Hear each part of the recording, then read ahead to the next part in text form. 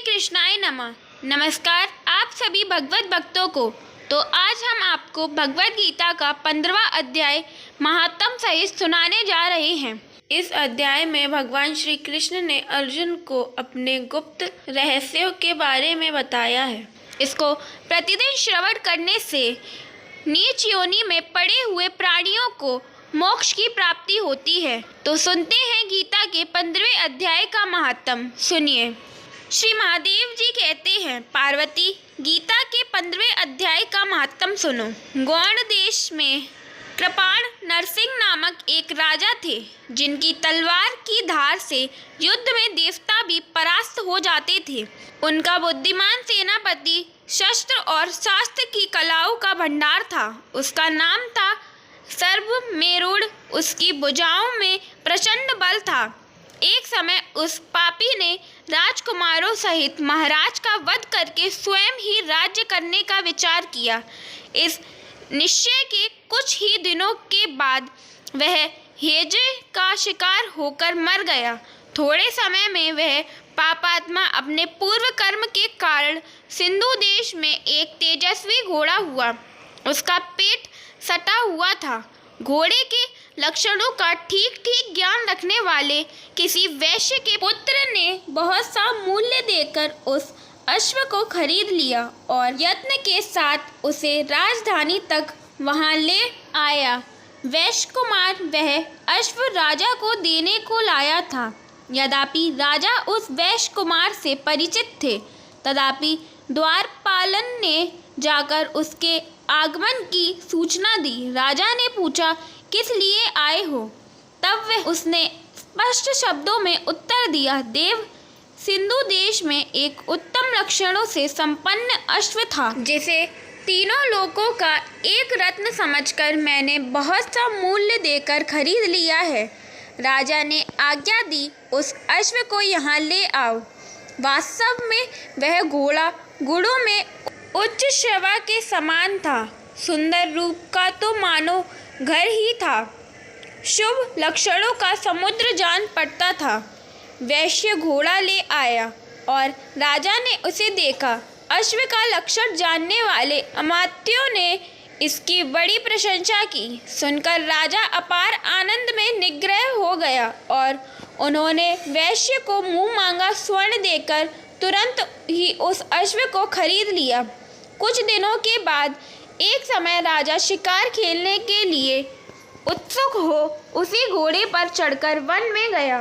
वहां मृगों के पीछे इन्होंने अपना घोड़ा बढ़ाया। पीछे पीछे सब ओर से दौड़कर आते हुए समस्त सैनिकों का साथ छूट गया।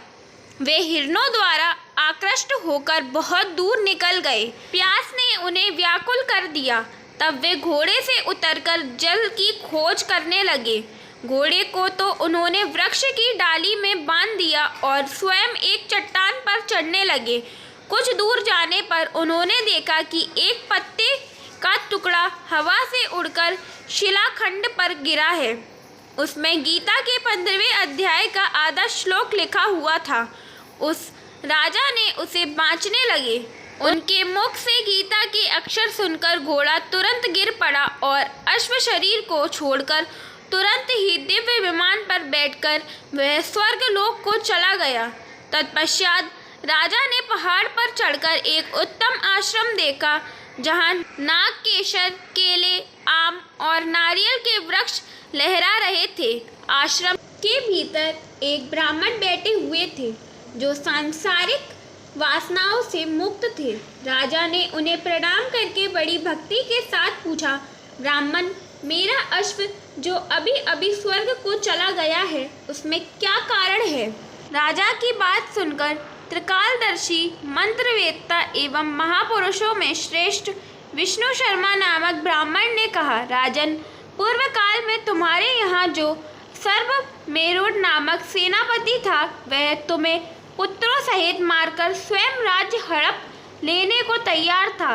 इसी बीच में हेजे का शिकार होकर वह मृत्यु को प्राप्त हो गया। उसके बाद वह उसी पाप से घोड़ा हुआ था। यहाँ कहीं गीता के 15वें अध्याय का आधा श्लोक लिखा मिल गया था। उसे ही तुम बाँचने लगे। उसी को तुम्हारे मुख से सुनकर वह अश्व स्वर्ग को प्राप्त हुआ है। तदनंतर राजा के पार्श्ववर्ती सैनिक उन्हें ढूंढते हुए वहां आ पहुंचे। उन सबके साथ ब्राह्मण को प्रणाम करके राजा प्रसन्नता पूर्वक वहां से चले और गीता के 15वें अध्याय के श्लोक का अक्षरों सहित अंकित उसी पत्र को बाँच कर प्रसन्न होने लगे। उनके नेत्र हर्ष से खिल उठे थे। घर आकर उन्होंने मंत्रवेत्ता मंत्रियों के साथ अपने पुत्र सिंहबल को राज्य सिंहासन पर अभिषिक्त किया और स्वयं 15वें अध्याय के जाप से विशुद्ध चित्त होकर मोक्ष प्राप्त कर लिया। तो अब सुनते हैं गीता के 15वें अध्याय को।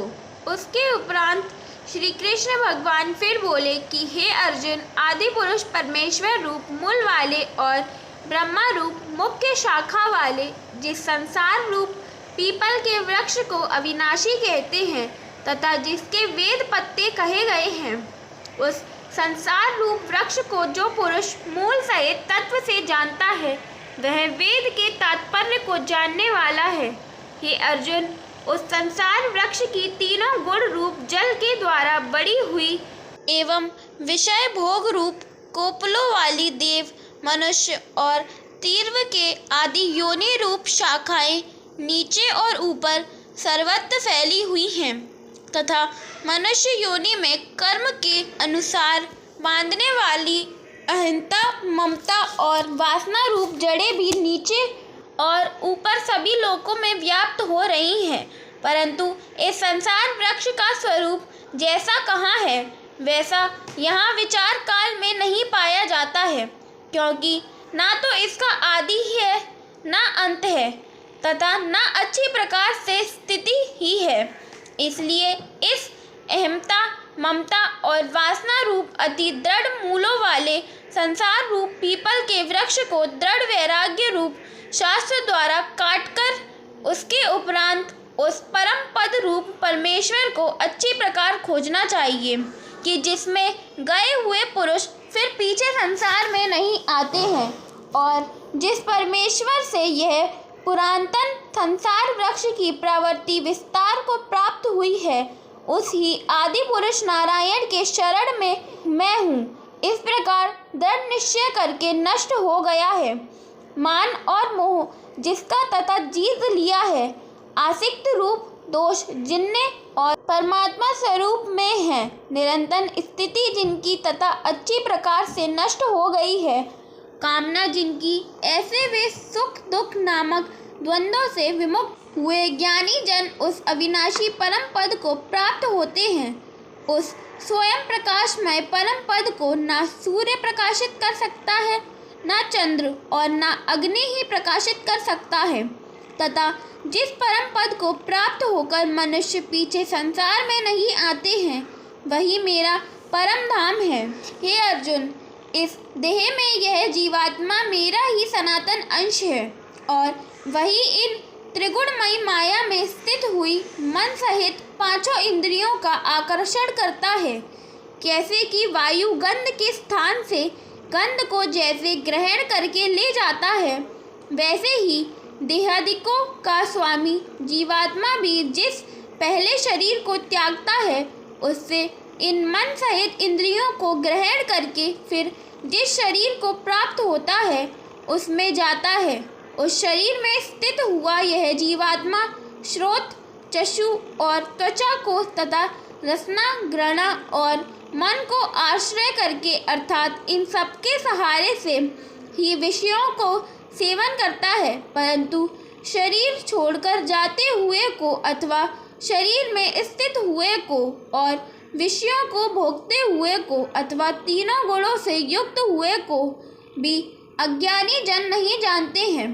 केवल ज्ञान रूप नेत्रों वाले ज्ञानी जन ही तत्व से जानते हैं, क्योंकि योगी जन भी अपने हृदय में स्थित हुए इस आत्मा को यत्न करते हुए ही तत्व से जानते हैं। और जिन्होंने अपने अंतःकरण को शुद्ध नहीं किया है, ऐसे अज्ञानी जन तो यत्न करते हुए भी इस आत्मा को नहीं जानते हैं। हे अर्जुन, जो तेज सूर्य में स्थित हुआ संपूर्ण जगत को प्रकाशित करता है, तथा जो तेज चंद्रमा में स्थित है और जो तेज अग्नि में स्थित है, उसको तू मेरा ही तेज जान। और मैं ही पृथ्वी में प्रवेश करके अपनी शक्ति से सब भूतों को धारण करता हूँ और रस स्वरूप अर्थात अमृतमय चंद्रमा होकर संपूर्ण औषधियों को अर्थात वनस्पतियों को पुष्ट करता हूँ तथा मैं ही सब प्राणियों के शरीर में स्थित हुआ वैश्वानर अग्नि रूप होकर प्राण और आपन से युक्त हुआ 4 प्रकार के अन्न को पचाता हूँ और मैं ही सब प्राणियों के हृदय में अंतर्यामी रूप से स्थित हूँ तथा मेरे से ही स्मृति, ज्ञान और अपोहन होता है और सब वेदों द्वारा मैं ही जानने के योग्य हूँ तथा वेदांत का कर्ता और वेदों को जानने वाला भी मैं ही हूँ। हे अर्जुन, इस संसार में नाशवान और अविनाशी भी यह 2 प्रकार के पुरुष हैं।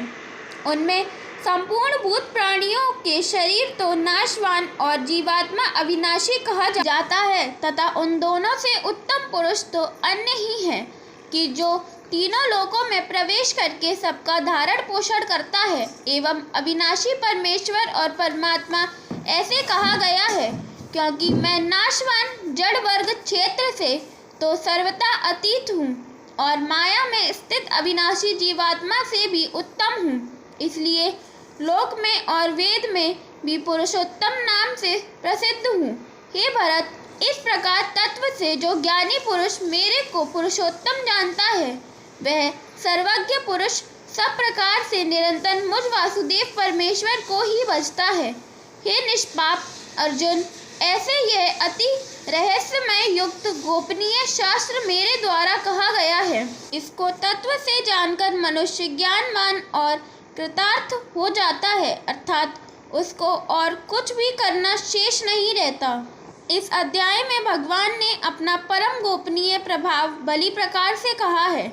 जो मनुष्य उक्त प्रकार से भगवान को सर्वोत्तम समझ लेता है फिर उसका मन एक क्षण भी भगवान के चिंतन का त्याग नहीं कर सकता, क्योंकि जिस वस्तु को मनुष्य उत्तम समझता है उसी में उसका प्रेम होता है और जिसमें प्रेम होता है उसी का चिंतन होता है। अतएव सबका मुख्य कर्तव्य है कि भगवान के परम गोपनीय प्रभाव को भली प्रकार समझने के लिए नाशवान क्षणभंगुर संसार की आसक्ति का सर्वदा त्याग करके एवं परमात्मा के शरण होकर भजन और सत्संग की ही विशेष चेष्टा करें। श्रीमद् भगवद गीता का 15वां अध्याय पूर्ण होता है।